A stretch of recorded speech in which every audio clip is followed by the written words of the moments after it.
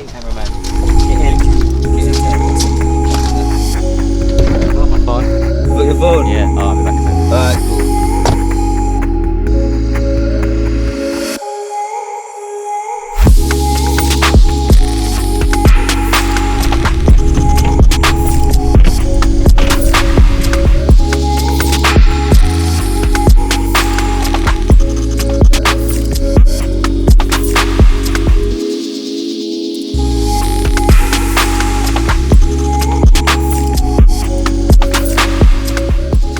So we're at the studio now, so we're just parking up, we're gonna get ready and stuff. It's a bit terrible weather as you've seen, but hopefully everyone should get here okay. That's what I'm hoping for anyway.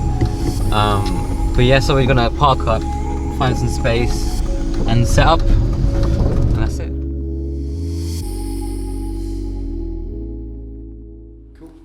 Well, my name's Bill Say, and I'm a psychologist, and I worked for probably 20 years in Australia in mental health. Worked in prisons, homeless shelters, psych wards, private practice, and been in England for 9 years because of my son. I'm here to raise my little boy whose mum's from England, hence I'm here, not for the weather, although the weather's lovely. Beer's good. But yeah, great pubs.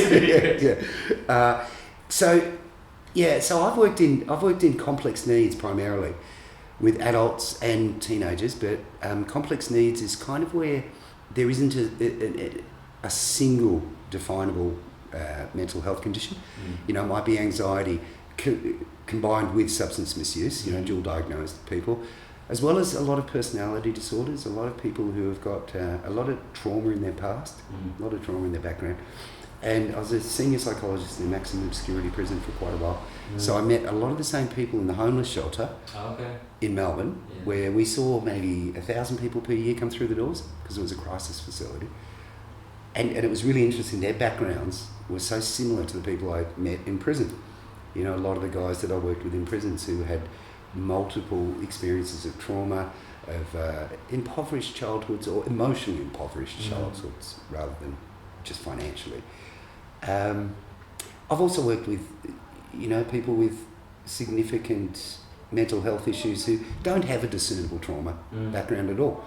And so since then, since coming to England, I've worked in drug and alcohol services for quite a while, running substance misuse groups in rehab facilities for heroin, alcohol, that sort of thing.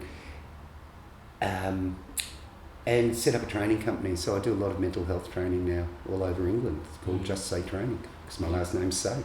Bill Say, and I thought Just Say Training was really clever. yeah, perfect. yeah. So that's brilliant. You seem like you got a lot of, quite a bit of knowledge around mental health and just mental illness as well, and even deeper into that. So I think the most obvious question for me is like, what is kind of mental health? I know mental health is so huge, and mental health is so huge, but can you just give like a brief, almost really like quick summary of what it is? Summary. Yeah. Mental health is so when a person feels that they don't fit in, they don't feel integrated within themselves. They might, depression, anxiety, they're the two biggest forms of mental health. But it's interesting, mental health hasn't really been defined. We're talking about mental illness. And I think mental health, it's hard to define what is a healthy individual. Because I think it's easy to say that every single person on earth will experience times of great sadness, times of natural anxiety, you know, where we're nervous about, you know, yeah, because going there to are do like things. natural kind of Absolutely. times, but then it's hard to differentiate. I think. And so a mental illness or a mental health condition is really something that persists without a cause being obvious. Yeah, like schizophrenia is something that, you know, I've worked with lots of people with schizophrenia, and that's a significant mental health condition or mental illness. In that people are actually hearing voices, hallucinatory experiences, or maybe even seeing things that aren't there. But to that person, they appear extraordinarily real.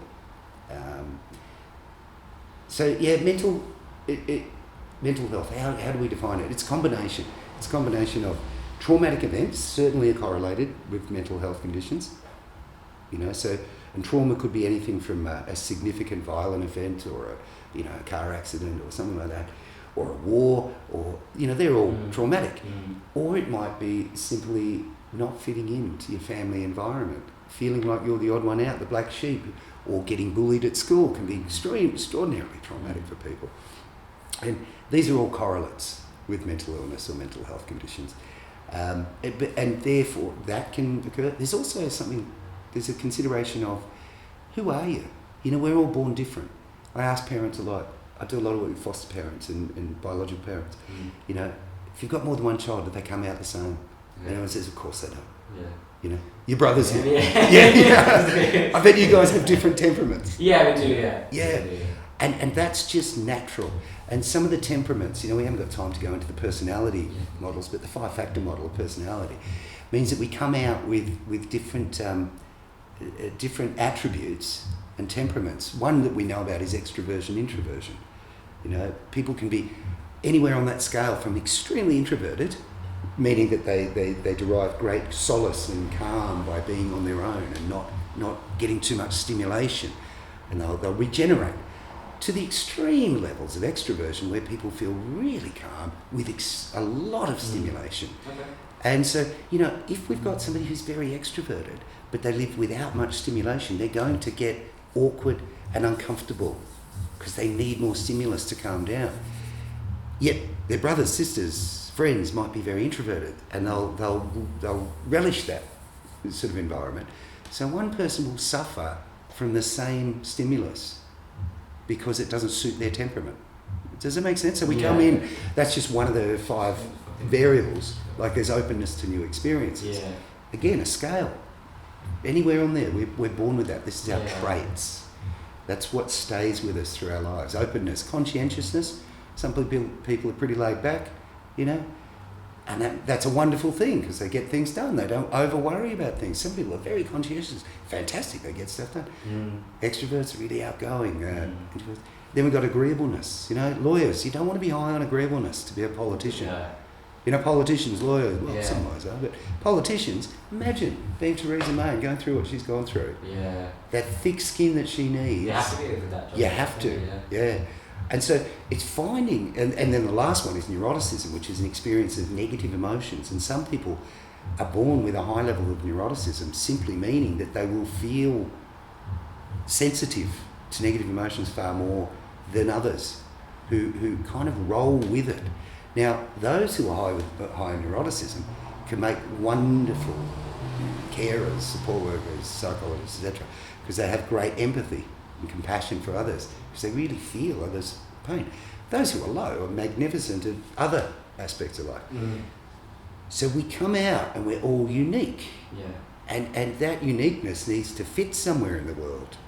And when that fit just doesn't work, or you've never been held enough through those early childhood years, held safe enough, you will exist in a state of distress.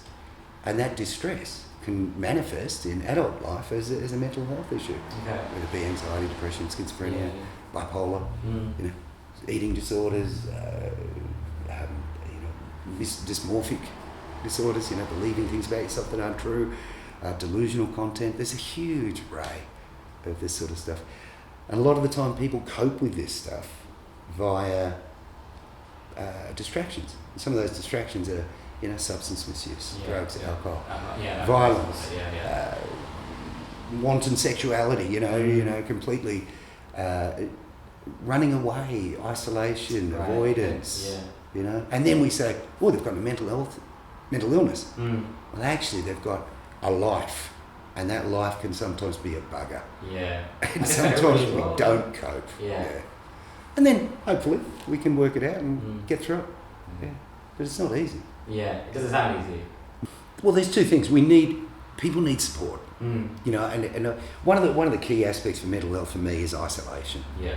Isolation is devastating for anybody. Not fitting in, feeling different. I've been, anyway, I'll get back to that, but isolation is really key to feeling unsafe. And when you feel unsafe, you go into your fight-flight system. And in your fight-flight system, which is called your sympathetic nervous system, your natural responses to nurture, love, belonging, all the business as usual stuff that makes us human sort of turns off when there's a genuine threat. Okay. Yeah, and it's a bit like I could turn off our emotions. We can turn our emotions off. We don't do it on purpose, but like if there was a giant explosion that happened now, big explosion blew the windows out, we would all jump. That would be an adrenaline shot. Yeah. At that point, we would suddenly. I might be nervous about doing this interview. I might be thinking about, I don't know, I might have had an argument with my son this morning. I might be a bit sad, or I didn't, but imagine all these emotions are going on. At that point, those emotions would shut down, and I would be interested in only survival.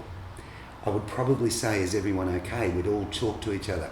Then we'd have a look and see what happened. Yeah? Imagine, there's been a plane crash outside. We'd probably go, God, there's people out there. We'd run and help. I think that's a natural response. You'd go and see what you could do to help. Yeah, it's really cold out there today. I bet we don't feel the cold. Yeah. And I bet I don't even feel angry, sad. I don't feel fear. I don't feel happy because I've got a job to do. Okay. My digestive system will turn off. My immune system might even turn off. My feelings shut down. Does that make sense? Yeah. When I'm in a state of fight, flight, or sympathetic nervous system response to the world, all the rest of me turns off as I deal with this crisis. Okay, now that's great. It's a wonderful thing. It keeps the human being alive. And it's not so much that there's a problem with the fight, flight system. It's brilliant. Without it, we all not look when we cross the road, not hear the bus coming, and so suddenly get hit by a bus. I become a Superman when my son gets away from me on a busy road. I can jump a mile, and then I grab him because of my fear. And then what do? I grab him, and then I yell at him. That's the fight and the flight. The adrenaline, the noradrenaline, the cortisol. Anyway, so the point is that stuff turns off, and if we maintain that level of anxiety or that level of distress where we feel threatened for an extended period of time, we're not actually growing, we're not actually feeling much, we're sort of dissociating from who we really are. Because at that point, we're just going to get the job done. Now, that's fine, great, 12 hours we're out there, let's say 12 hours, we're saving lives. I might say to you, look, grab the end of this wing and we'll lift it, and as we're lifting it, there's a guy there. Now, I gashed my arm. Do you reckon I'd feel it? No, probably wouldn't even feel pain at this point. So all my sense of connection with people, it's just here and now. Okay, that's great. And then I nurse him, and I'd lose my self-consciousness. I might take my shirt off and tie a tourniquet. I wouldn't do that in normal life. So it's a wonderful thing. 12 hours, and then they come. They tap you on the shoulder and say, well done, saved lives, go home. You kind of go, okay, thanks. No, I'm all right. He says, thanks, man, you saved my life. I go, no worries, you would have done the same for me. It's very, very it's very connected, this sort of thing. We're in it together. We'd get to know each other. We'd be a tribe now. We'd be close. But then what happens when we finish 12 hours of this? What happens? We get up to go back to the car. Tell you what. Shaking everything. The shaking starts. Then the tears might flow. And then the incredible reality of what you've just been through might hit you like a ton of bricks. And then you're left with all sorts of stuff to process. So you go to bed, you probably crash for hours and hours because it's exhausting. And then in the morning you might still have some cortisol, you might still be unwell. A bit family is saying, come on, it's over now. You go, you weren't there. Might need to talk to somebody who was also there, to feel how you guys are going. Now, that's great, but you've got to process, because you're going to have images, you're going to have thoughts and feelings that you haven't dealt with. Now, is that So imagine that happening. Imagine growing up in an environment in which you're unsafe for a really extended period of time. You've got a family that is arguing all the time, and you're scared that the family's going to separate. Or like bullying. You're being bullied because you're a bit tall, a bit short, a bit fat, a bit red, a bit black, a bit white, whatever you are. You're a bit different in some way, anything at all. And so suddenly you don't quite fit in, and you exist in that state for a long time. It's going to be hard to process and learn how you feel about things, who you are. Your identity gets lost in your your efforts to just survive. This is happening to lots of people, and social media, I believe social media to be complicit in some of the upsurge in mental health awareness, but also in the upsurge in, I do a lot of work with self-harm, and self-harm seems to be, really escalating a lot. That's the other question I was going to ask you as well. A lot of people don't know why they have the feeling to self-harm. So it's almost like a natural reaction. So when you feel bad, you almost want to get angry and almost hurt yourself. So I want you to talk about, just mention why does that happen? Why do we want to hurt ourselves? Yeah, it seems kind of counterproductive. Counterintuitive. Yeah, counterintuitive. Yeah, Definitely. Does that make sense? Yeah, definitely. I know that might be a bit massive to go into. Yeah, well, in 2 minutes or less. Well, self-harm's a really interesting one. It's natural. Animals self-harm. Okay. Yeah, if you put a bird in a cage and don't give them attention, they'll start pulling their feathers out. Okay. Trichotillomania and hair pulling. Yeah. Dogs will pick away at sores. Abused dogs will do that more readily than others. Yeah. So there's lots of reasons that mammals may self-harm, and it's obviously got to provide a solution. Now, fundamentally, I think for a lot of people, and this doesn't explain all self-harming, because one, there's certain amount of inclusivity with self-harming. If you're feeling a little bit alien, a little bit outside of it, your social network, and that somebody's scratching a little bit, but that's kind of the admission into belonging. Yes. Like the goths and the emos might have done that, and it's kind of like, now I belong. Okay. And I'll tell you what, this goes to tribalism and study of tribes, and I'll tell you what, there is nothing worse than isolation. You will do whatever it takes to belong somewhere, and if that's the only way in, you'll do it.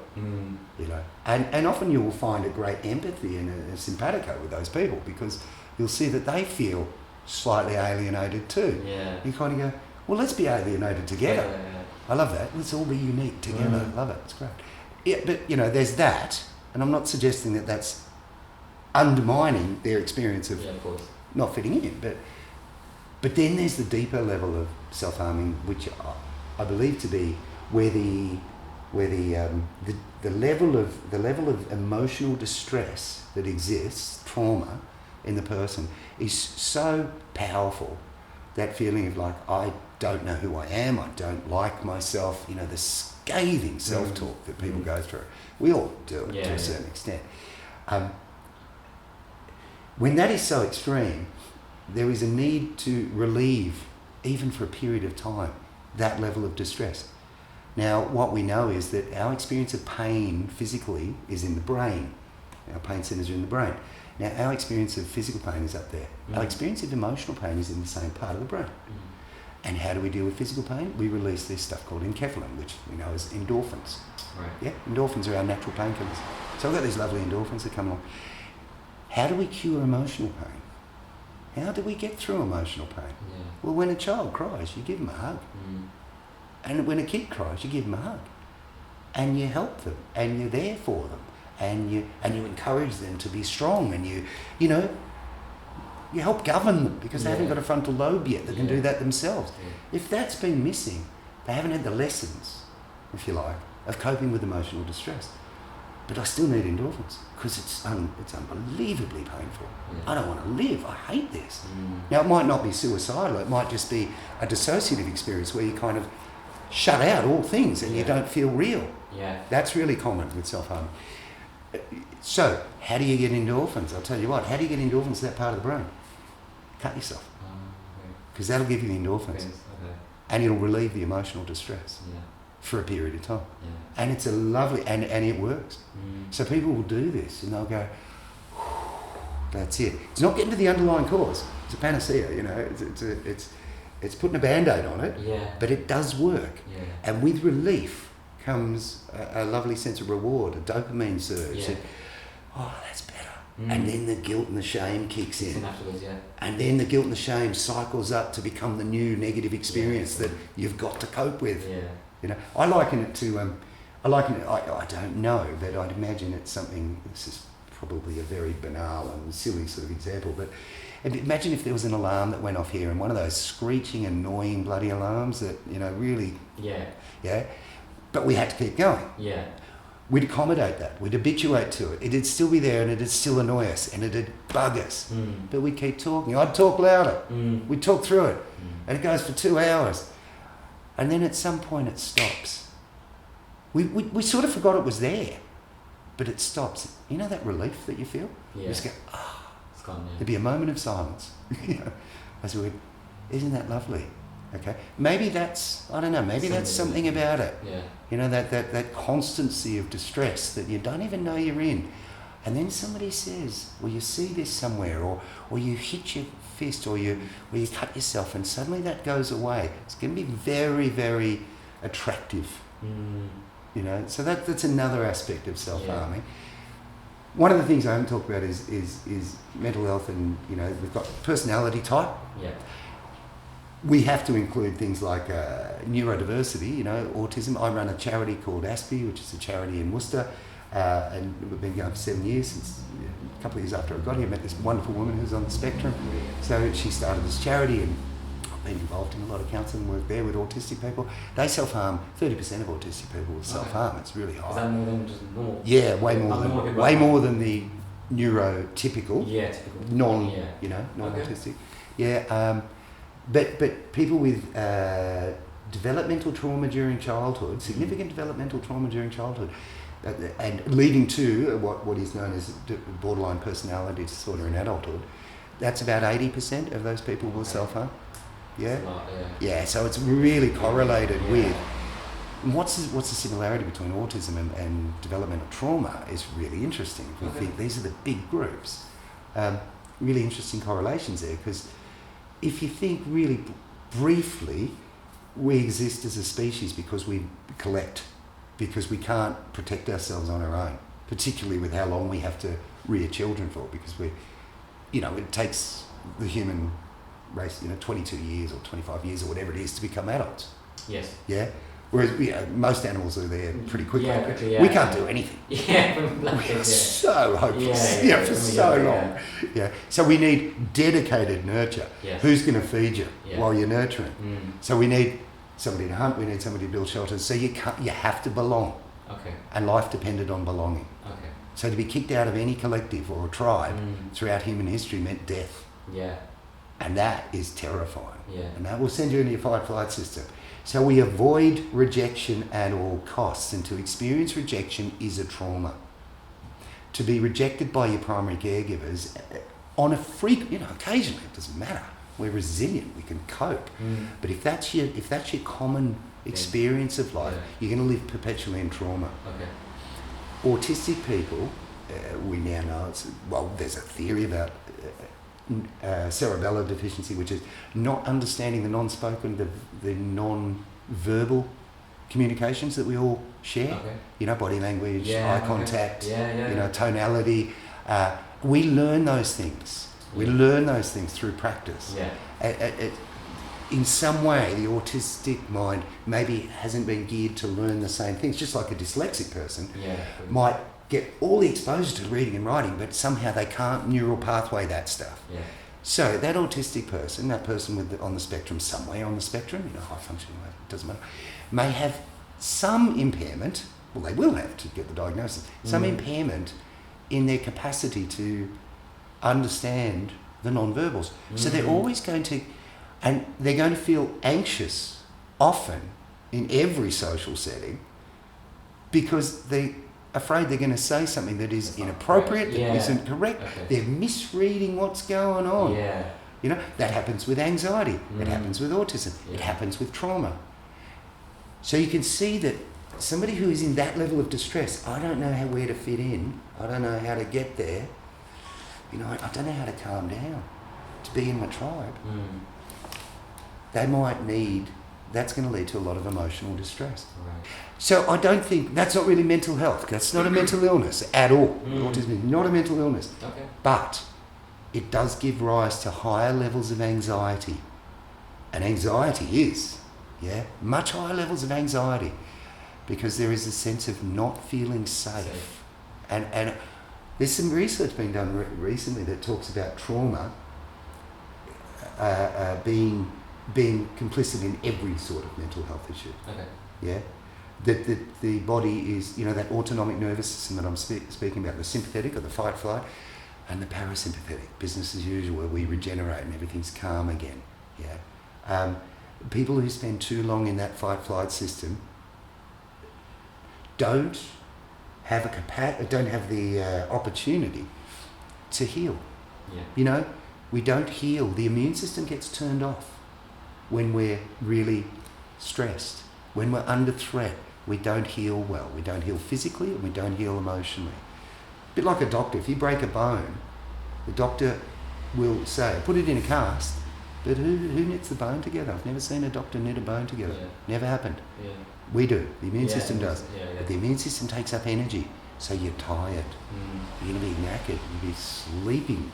When you get the flu, you're tired. Your body says, lie down and let the immune system do its stuff. But if you need to be on edge, because the world's a dangerous place, well, you can't. And I can't process my sadness. I can't process my anger.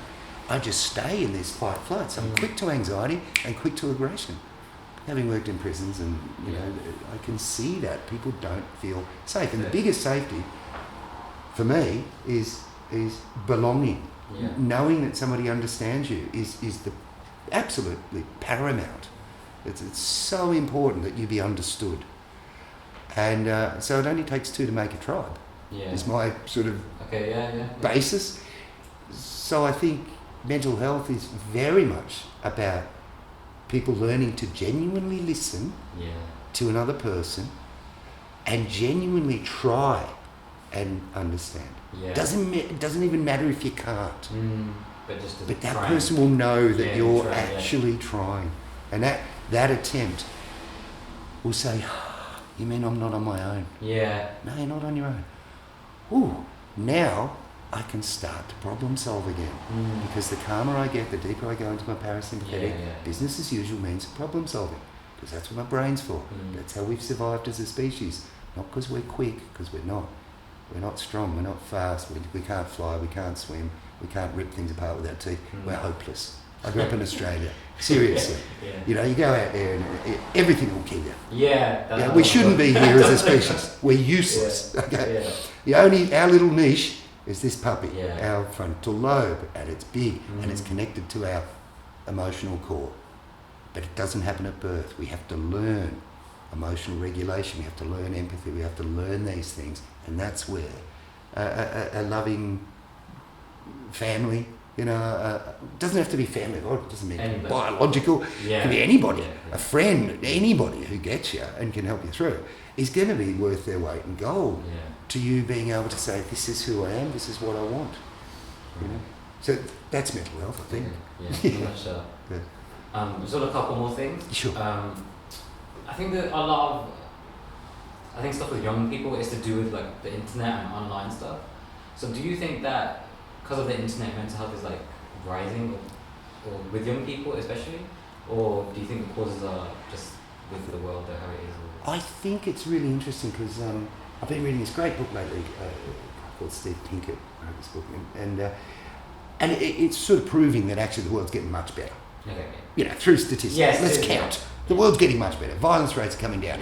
You know, there's been it's a time of great peace since the Second World War. You know, globally. You know, there's a lot of evidence to suggest that, like in the last, I think it's 12 years or something, the rate of the UN rate of poverty has improved by 50% across the world. 50%. You know, it's massive. However, we don't get that information. Okay. It doesn't sell.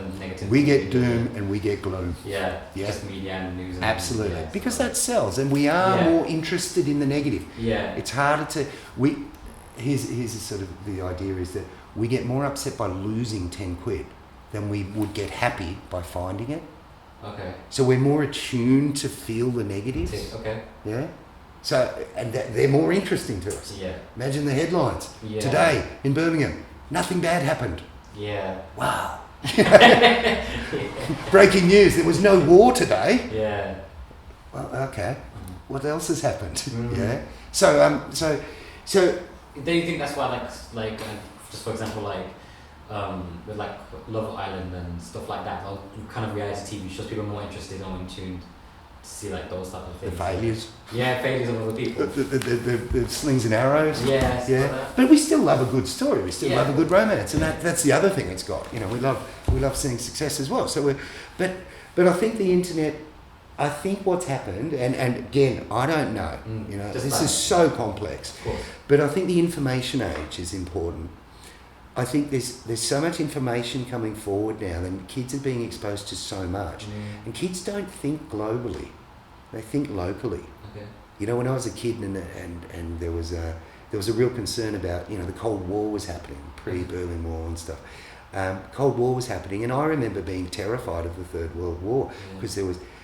Now, if something happened in Russia-America relations, I got scared. I lived in Australia because we localise, you know, we make it about us as kids. Yeah. Now, imagine the amount of messages coming through to children now is so profoundly negative and terrifying. You know, interest rates, the global financial crisis. Yes. Can I get a job? Yeah. Will I ever work? Will I buy a house? That's a lot of pressure. So I think the internet has opened up the avenues towards stressing kids out. Okay. Yeah. They're just getting so much So info. it's been the same, but it's just the information. Yeah, it's just. Yeah. That's one of the aspects. The other aspect is, and this is a very simplistic explanation, I know, but a bit like, you know, if you were getting bullied at school, that was like, we don't like you in our tribe, get out. And that caused great distress. You'd go home, you'd cry. You'd be upset, you'd go home, and somebody at home would give you a cuddle and let you calm down and tell you that everything's going to be okay. So you go to this other tribe that was warm and nurturing, and you'd heal. You'd emotionally heal. And then your dad would show you, come on, let's show you how to box, or, you know, how to walk away, or how to, you know, do that stuff. And you'd feel better, and you'd be reignited to go back to school. Yeah. Okay? Unless the bullying got really bad. Then somebody would move you and say, look, we're taking you away from that. We care for you. But where does bullying happen now? It doesn't happen in the school ground. It doesn't happen with people. It happens in your pocket. Yeah. It happens in your phone. Yeah. And bullying is simply, I didn't get enough likes. Yeah, that's true. Yeah, that's very true. Because I feel inadequate. Yeah, there's that aspect of this. I don't fit in anymore. Yeah. So I think there's a lot more experience. And then you go home. Do you heal? No, you bring your bullies with you. Yeah. And then you check them. You check they're still bullying you all night. Yeah. So where's the healing come? Yeah. You know, and I think that's another aspect of you know, media and stress levels. You know, you just don't need to be stressed all that time. You know, we working hard is good, and stress is normal. Yeah. That's another aspect of talking about mental health too. People can start to pathologise themselves and start to think that everything is a mental illness. Right. No, it's not. Yeah. It's just a hardship. It's just life. Yeah. And actually, it's very normal to feel at times that, you know, and I believe that the simplest solution, and it won't work for everybody, but first and foremost, help them feel safe. Help that person feel safe. And to feel safe, you have to be heard and understood. Help that person find something that they want to pursue, because it is natural for us to pursue goals. I tell you what, I'll show you. Somebody without a goal, somebody without a dream, a hope, you know, somebody without something that we're working towards, some self-improvement somewhere, is going to be unhappy. Okay. You know, I can't think of anybody.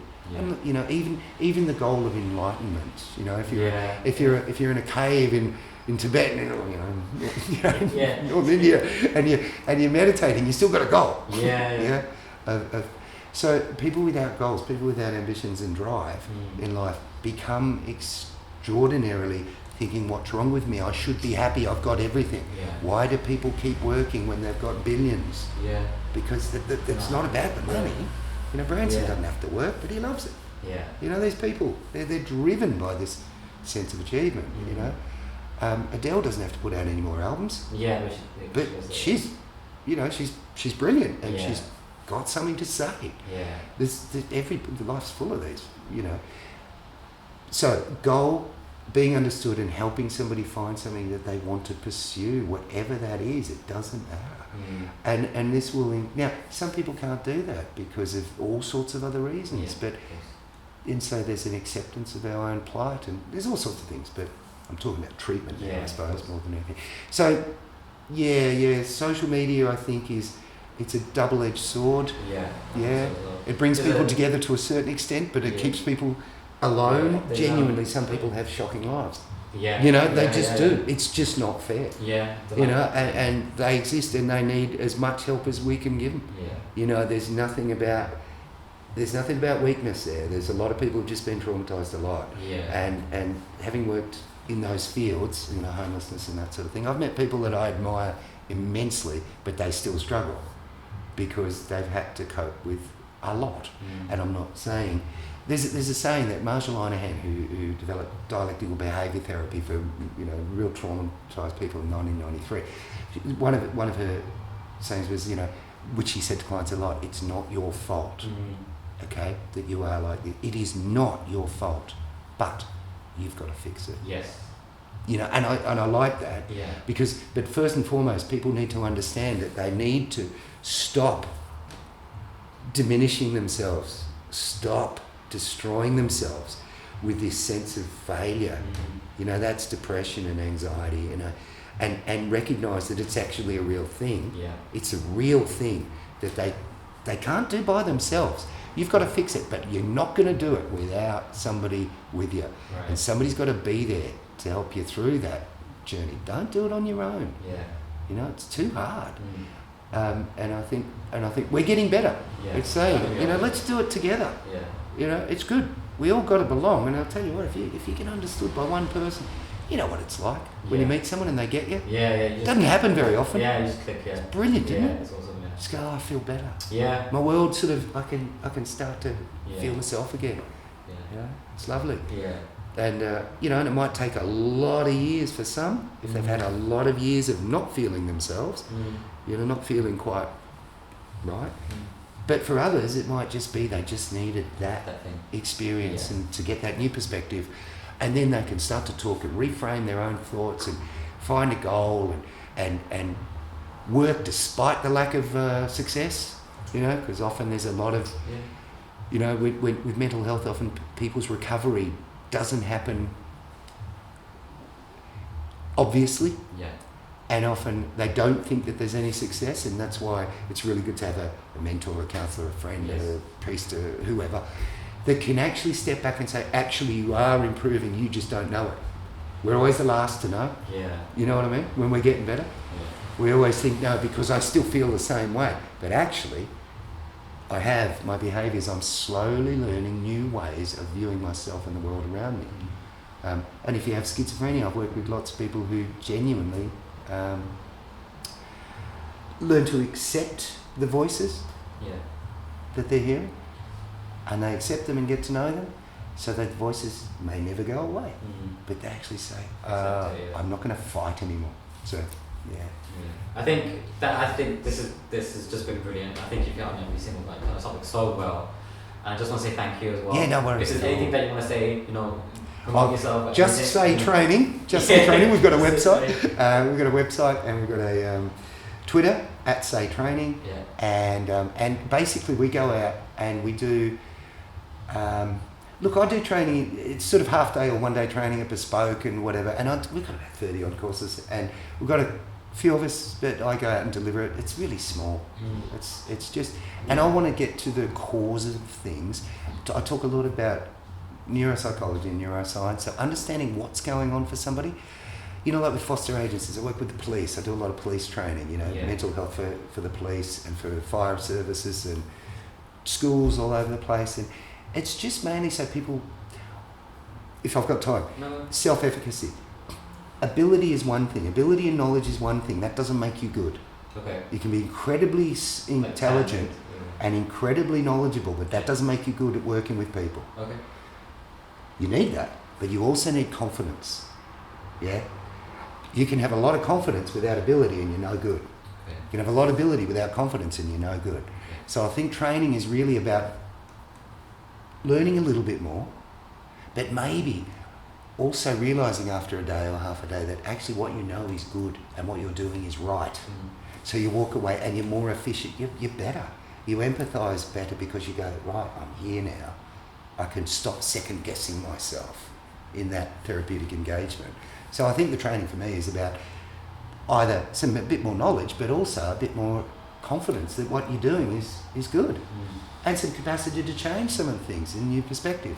So that's what I try and achieve in the training. I lecture at Worcester Uni and do some in criminology as well, but in mental health and substance misuse, we do a lot of substance misuse training because you can't divorce the two. Yeah. You know, it's ridiculous to try and think that these are separate issues. You know, they're not at all. So yeah, Just Say Training is, and it's Just Say Training. What is it? .co.uk. See, I'm not the expert in this stuff. I just write it and deliver it. I don't know how to. I don't even know how to use a computer, really. Of course I do. Of course I do.